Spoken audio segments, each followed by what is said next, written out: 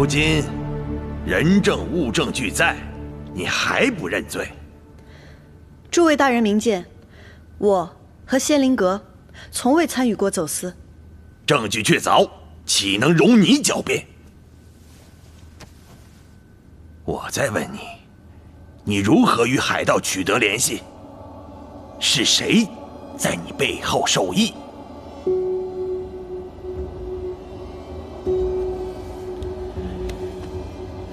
你不说，自然有人来说。来人，带人证。堂下何人？美女是仙灵阁的绣娘张氏。绣娘张氏，且把你的所见所闻如实招来。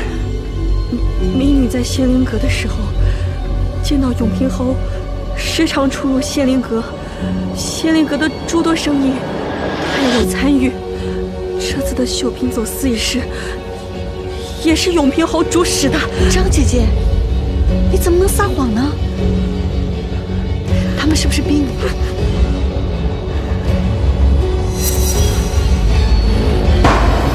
徐若是，你若再不知收敛，休怪本官用刑。阁老，两位大人也听见了，本官提议彻查永平侯和徐家，以明真相。李大人，仅依据一人之词便下此定论，是否太草率了？永平侯既与此案有关，不如咱们先听听他如何辩解。陈阁老言之有理，永平侯，请。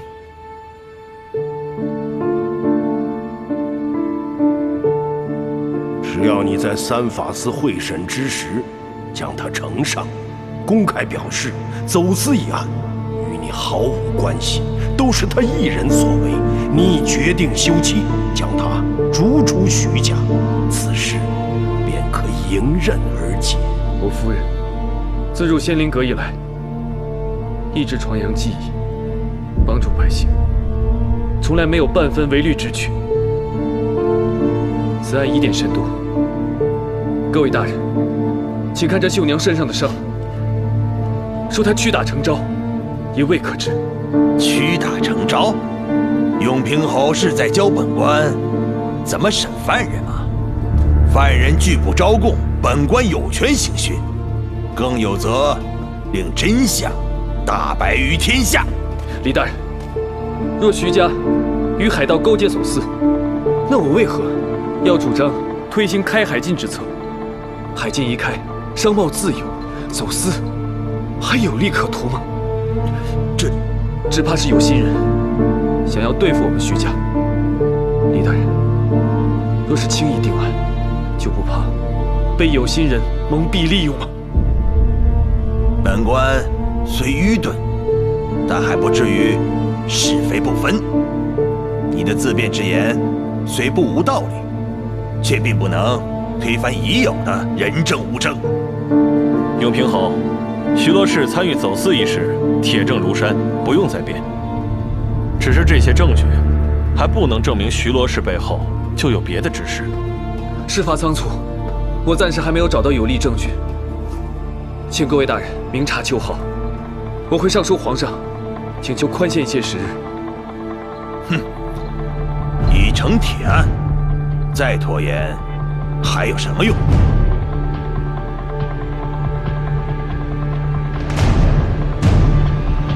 我要此案重要证物。大人，我要此案重要证物。堂下何人？给我轰出去！慢着，不如我们就看看究竟是何证物。呈上。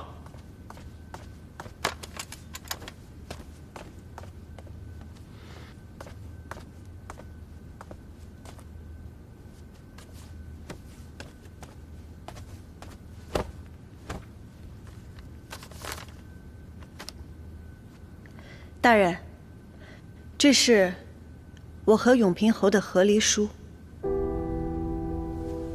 师娘，公堂之上，休得胡言！你何时与永平侯和离？不过是想趁机将永平侯撇清干系。徐罗氏，你此言是何意？这位大人，和离书当然就是和离了。也就是说，我罗十一娘如今已不再是徐罗氏，上面有永平侯的签押和手印。大人若是不信，仔细看便是。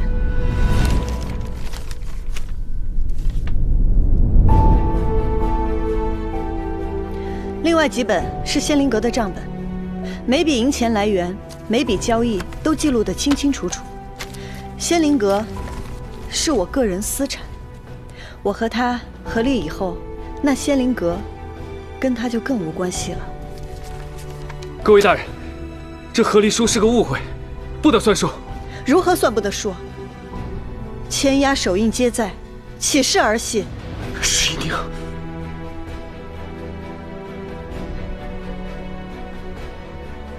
徐大人的签押我识得，此和离书的签押确实为徐大人所有，而另一个签押和账簿，徐罗氏的签押一致，这个和离书当属有效。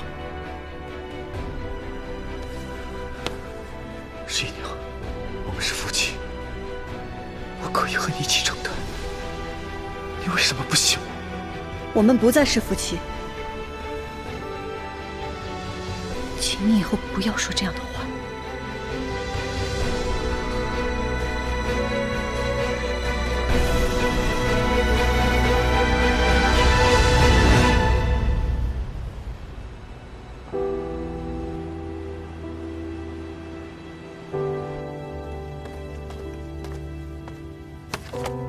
禀告各位大人，账簿均已核实，仙灵阁和徐家并无银钱往来。这些东西确定没有造假？回大人，账目清晰明了，和离书也确有双方签押手印。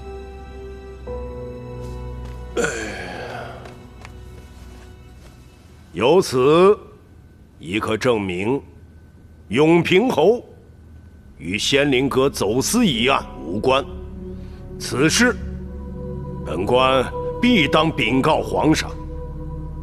朝廷重臣不容污蔑。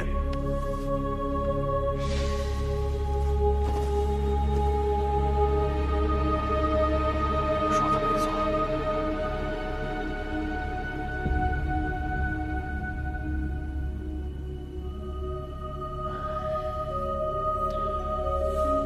仙灵阁走私一案，罗十一娘身为本案主使，参与走私，罪孽深重，理应3日后处斩。待禀明圣上，恭请圣裁。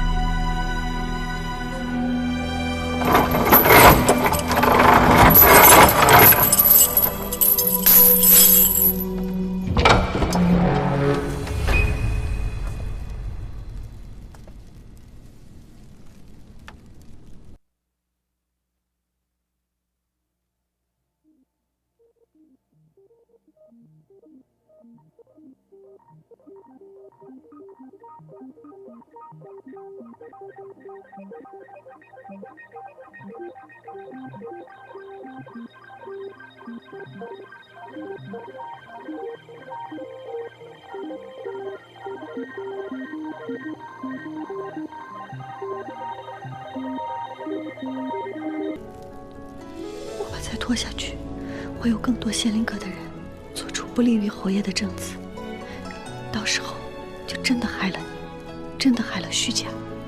你觉得我就会因此而牺牲你吗？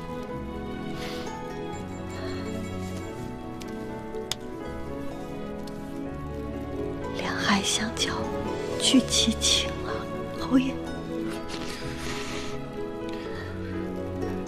你知道我现在最后悔的事是什么吗？我真不应该自以为是，留下那份和离书。那不是侯爷自以为是，那是侯爷坚信不会再让我受到伤害，是我辜负了侯爷的心意。